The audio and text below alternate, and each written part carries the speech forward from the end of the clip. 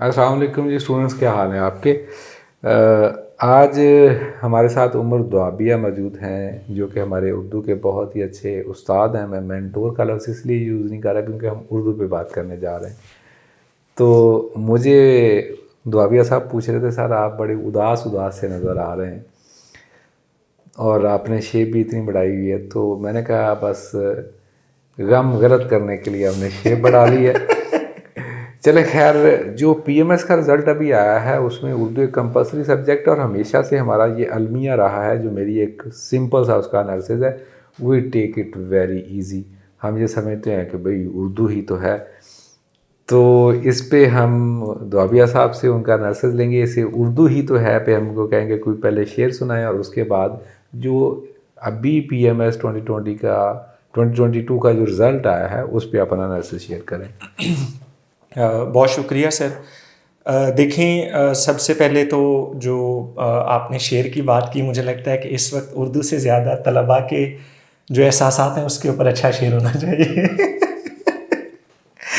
कि दुख मुझे इसका नहीं है कि दुखी है वो शख्स, दुख तो ये है कि सबब मेरे अलावा है कोई।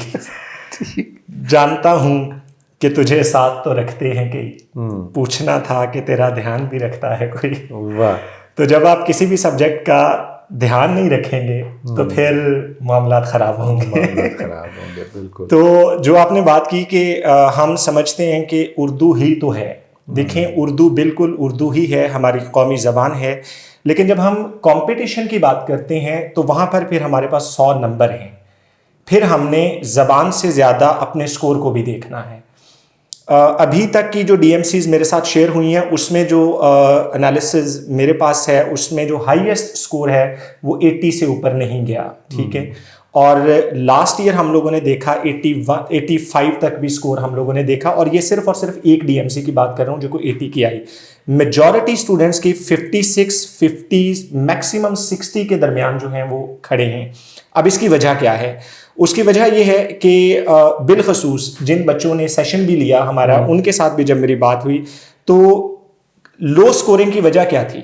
उसकी जो मेन वजह यह थी कि सेशन लेने के बाद उसके बाद हमने किताबें और नोट्स बंद करके रख दिए, और उन्होंने कहा कि हमने उर्दू जिस दिन पर्चा था उससे एक दिन पहले हम लोगों ने वो अपने नोट्स निकाल के देखें। जब आप एक सब्जेक्ट को इतना लाइट लेंगे तो फिर आपको उसके अंदर मसाइल होंगे स्कोर गेन करने में भी।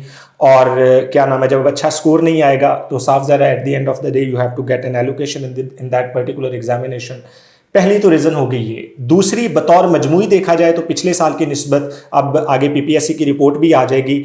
मुझे लगता है कि एवरेज स्कोर जहां पे पिछली मरतबा 65 और 60 के दरमियान था, इस मरतबा 50 to 56 के दरमियान रहेगा। आई डोंट नो फाइनल जो इसकी रिपोर्ट है वो बताएगी, लेकिन कहीं ना कहीं पे मुझे लग रहा है कि इस मरतबा उर्दू शायद टारगेट भी कहीं ना कहीं पे हुआ है। पहली चीज़। दूसरी चीज़, मुकाबले के इम्तहान में जो आपने बात की कि कंपलसरी सब्जेक्ट है, इस वजह से भी हम इसको बहुत ज़्यादा मेरे ख्याल से लाइट नहीं ले सकते, इसको हल्का हम बिल्कुल नहीं ले सकते। कंपलसरी सब्जेक्ट बहरहाल आपको 40 के साथ पास करना होता है। तो ये तीन चार चीज़ें जो हैं वो बिल्कुल बुनियादी तौर के ऊपर जो मेरी समझ में आई हैं वो गोशगुजार की। बड़ा शॉर्ट सा जो है, मैं उस पर आप क्विक सा आंसर चाहूँगा कि बहुत सारे लोग जो है वो फेल भी हुए उर्दू के अंदर। मतलब दैट्स वेरी स्ट्रेंज, बड़ी अजीब सी बात है। तो आपके ख्याल में, वैसे तो आपने एनालिसिस कर दिया, लेकिन उन्होंने ऐसी कौन सी ख़ास गलती की कि जिस पे उन्होंने एग्जामिनर ने कहा कि नहीं तेरा तो फेल होना बनता है? जी बिल्कुल। उर्दू के अंदर हमारे पास जिनको कंपैरेटिव एग्जाम की ज़बान में पेट मार्क्स जिनको आप कहते हैं ना, वो हमारे पास 25 है सीधे सीधे। ठीक है। अच्छा, फिकरात की दुरुस्ती हमारे पास 10 नंबर की है। सेशन के अंदर भी जब मैं हम लोग यहाँ पे एकेडमी में पढ़ते हैं तो सबसे पहले मैं फिकरात की दुरुस्ती कराता हूँ। उसकी वजह क्या है कि 250 फिक्रे हैं, हद आप 300 कर लें।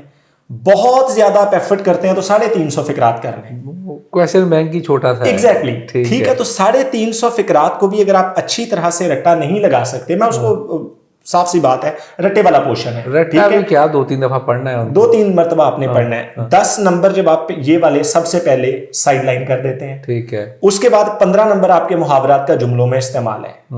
चलें वहाँ पे 250 थे, यहाँ पे आप 2-4 और किताबें कंसल्ट कर लें तो मैक्सिमम 350 से ज़्यादा मुहावरात आपके पास नहीं बनते जो कि आपके उर्दू जर्नल के पर्चे में है। देखें ये लेक्चरर का पर्चा तो है नहीं कि आपसे वो मुहावरात भी पूछेगा जो कि उर्दू ज़बान के बिल्कुल इब्तदाई मुहावरात हैं, उसने आपसे जर्नल का ये पर्चा है। तो 15 नंबर ये हैं और मेरी तजवीज़ ये होती है कि आप पर्चा शुरू यहां से करें। सही है। जब आप पर्चा शुरू ही यहां से करते हैं, 10 नंबर का आपका उर्दू क्या नाम है फिकरात की दुरुस्ती, 15 नंबर का मुहावरात का जुमलों में इस्तेमाल, इन 15 नंबरों में से जब आप 7 या 8 नंबर लेंगे तो एग्जामिनर जहन में ये पहली चीज मैनेज कर लेता है, ये चीज बिल्ड कर लेता है कि अगर इन हालात में बच्चे के ये हालात हैं तो आगे लिखने में क्या हालात होंगे। और अगर आप यहाँ पे 15 में से 15 स्कोर कर रहे हैं, 25 अब 25 में से 25 स्कोर कर रहे हैं तो फिर आपकी परसेप्शन बहुत अच्छी बन जाती है। और ये 25 बहुत ईजी है। 25 में से 24 से 23 मार्क्स सर कहीं नहीं गए, बिल्कुल भी कहीं नहीं। अच्छा, मैं चलें आपने वो एक एनालिसिस बड़ा अच्छा कर दिया। मजे की बात है, जो सवाल मैंने दूसरा पूछना था आपने उसका पहले जवाब दे दिया कि जो पेट मार्क्स हैं, मतलब फर्स्ट किया हमारी भी ये कोशिश होती थी कि सबसे पहले तो आप देखेंगे कि मिनिमम इतने नंबर तो यार लाजमी आ सकते हैं।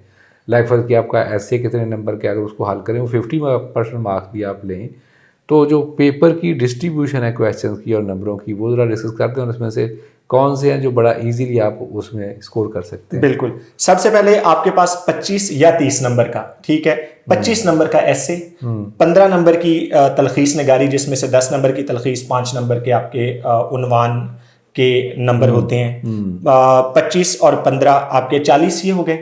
10 नंबर की फिकरात की दुरुस्ती 50 नंबर हो गए। और उसके बाद फिकरात की दुरुस्ती 15 नंबर का, फिर मुहावरात का जुमलों में इस्तेमाल 65 हो गए। और उसके बाद आपकी शायरी है 15 नंबर की 80 हो गए। और उसके बाद ट्रांसलेशन है आपकी 15 नंबर की, 4-5 नंबर इससे ऊपर नीचे हो रहे हैं। अब ये देखें कि फिकरात की दुरुस्ती, मुहावरात का जुमलों में इस्तेमाल, ये आपके पेट मार्क्स हो गए। तलखीस नगारी के वो आपके हैं जो कि 15 में से आपको बहुत ही, अगर आप कहते हैं कि थके हुए भी हैं तो 10 नंबर आपको स्कोर करना चाहिए। ये मैं ये समझता हूं अगर आप कंपटीशन के एग्जाम के एस्पायरेंट हैं। फिर आ जाता है ऐसे, ठीक है। अच्छा, एक और चीज है कि ऐसे ये वाला अंग्रेजी वाला ऐसे नहीं है, यहाँ पे 25 नंबर का ऐसे है, ठीक है। आपने 800 से 1000 वर्ड के दरमियान अल्फाज के इसी जो है वो इसी अल्फाज की जो लिमिट है इसके अंदर आपने उसको मुकम्मल करना है। अब इसके अंदर 1-2 चीज़ें आ जाती हैं कि आउटलाइन के ऊपर बड़ी बहस होती है, ऐसे के अंदर क्या होनी चाहिए या नहीं होनी चाहिए। मैं तो हमेशा रेकमेंड करता हूं क्योंकि हमारे एग्जाम की ना एक टेस्ट डेवलप हो चुका है, हमारे एग्जामिनर का टेस्ट भी डेवलप हो चुका है। वो एनालिसिस करना चाह रहा है आपकी आउटलाइन से कि आप कितने खुले मैदान में खेल रहे हैं। अगर आप आउटलाइन में एग्जामिनर को उन 25 नंबरों में बता देते हैं कि मेरा ये एरिया है खेलने का, तो फिर मेरा ख्याल है कि उसके बाद आप एक अच्छा इंट्रोडक्शन लिखते हैं और उसके अंदर आपकी ज़बान की रवानी ठीक है, इमला की बुनियादी गलतियां नहीं है जो कि नहीं होनी चाहिए इस लेवल के ऊपर आके। और तो मेरा ख्याल है कि आपको 25 में से 20 नंबर 17-18 बिल्कुल एक आम तालिब इल्म को लेने चाहिए। तो ये वो बुनियादी पेपर की हम कंपोजिशन की जब बात करते हैं तो इस तरह से हम एक अच्छे पेपर के अंदर कोई इस 80 जो स्कोर है वो आराम से लिया जा सकता है इस कंपल्सरी सब्जेक्ट के अंदर। दैट्स वंडरफुल जी। दो के अच्छा, एक थोड़ी सी कुछ लोगों की एक रिपल्शन भी होती है, कुछ लोगों को कोई सब्जेक्ट बहुत अच्छा लग रहा होता है। उर्दू का ये है कि अगर आप उसको बहुत आसान लेंगे, चलें जी कोई बात नहीं है, तो फिर तो ऑब्वियसली आप इसमें वन कैन बी एग्जाम्पल कि वो फेल भी हो जाए। और जिस तरह उन्होंने बोला कि जी बहुत इजी 80 नंबर, मेरा ख्याल है इजी नहीं है, आपको ऑब्वियसली एफर्ट पुट इन करनी पड़ेगी उसके अंदर।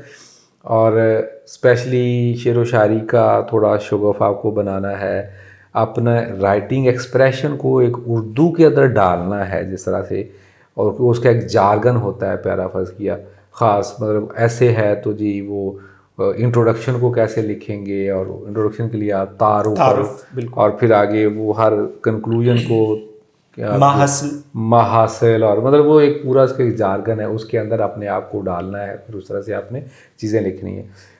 Sir final word for the students आपकी तरफ से। सर मैं एक चीज़ के ऊपर बात करना भूल गया, शायरी आपने अभी जिक्र किया। अमूमी तौर पर बच्चे इससे डरते हैं। अगर हम पिछले 5 साल पेपर का एनालिसिस करें तो इकबाल का जो है वो शिकवा और जवाब शिकवा से अमूमी तौर पर बाहर नहीं जाता। ठीक है। मसलन लास्ट टाइम जो हम लोगों ने यहाँ पे भी सेशन किया उसमें मुझे लगा कि मैंने भी शिकवा और जवाब शिकवा को इग्नोर किया। इस मरतबा देखें तो जो पेपर सामने है बिल्कुल, इसमें 2 अशार शिकवा में से आए हुए हैं। ठीक है, हसरत मोहानी है, फैज़ अहमद फैज़ है, मीर तकी मीर है और गालिब है। ये चीदा चीदा जो 4 से 5 शुअरा हैं, इनके जो नुमाइंदा अशार और नुमाइंदा नज़में, एक दो गज़लें कर लें तो आप इसके अंदर जो है वो मार नहीं खाएंगे। अब तीसरी चीज़ जो है, जो आपने कहा कि बिल्कुल मुख्तसर अंदाज में, मेरे ख्याल में अगर आपकी इमला ठीक है, बुनियादी पैराग्राफ के उसूलों से आप लोग वाकिफ़ हैं, जुमले की रवानी आपकी बेहतरीन है, मुहावरात का जुमलों में मुहावरे का नसर के अंदर आप अच्छा इस्तेमाल करना जानते हैं, 7 दिन से ज़्यादा आपको उर्दू को नहीं देने चाहिए। अगर आप बिल्कुल इसको खींचातानी मुकम्मल तौर पर मुझसे पूछते हैं तो 7 दिनों में उर्दू की अच्छी तैयारी हो सकती है, अगर आपने इंटरमीडिएट तक उर्दू सब्जेक्ट के साथ, उर्दू का जो मजमून है इसके साथ इंसाफ किया है तो। वंडरफुल जी। जी जनाब, तो इसको बजाय इसके कि बिल्कुल हल्का लेने की, इसको टारगेट सेट करें कि आपने इसमें 80 या 85 प्लस स्कोर लेना है। और क्योंकि ऑब्वियसली पीएमएस के अंदर भी गेम तो सारी फिर स्कोर की है, अभी 538 लोग क्वालिफाई हुए हैं, ओपन मेरिट की सीटें तो सारी 38 हैं, तो इट मीन्स के ऊपर वाला 500 जो है वो तो हरी बत्ती 6 महीने लगाएगा, उसके बाद वो उतर जाएगी। ठीक है, तो भैया हरी बत्ती पक्की रखने के लिए इस दफ़ा भी जो हमने एनालिसिस किया है 700 प्लस स्कोर चाहिए इस दफ़ा। पिछली दफ़ा की निस्बत इस दफ़ा थोड़ी टाइट मार्किंग हुई है। उमर, आपका बहुत बहुत शुक्रिया।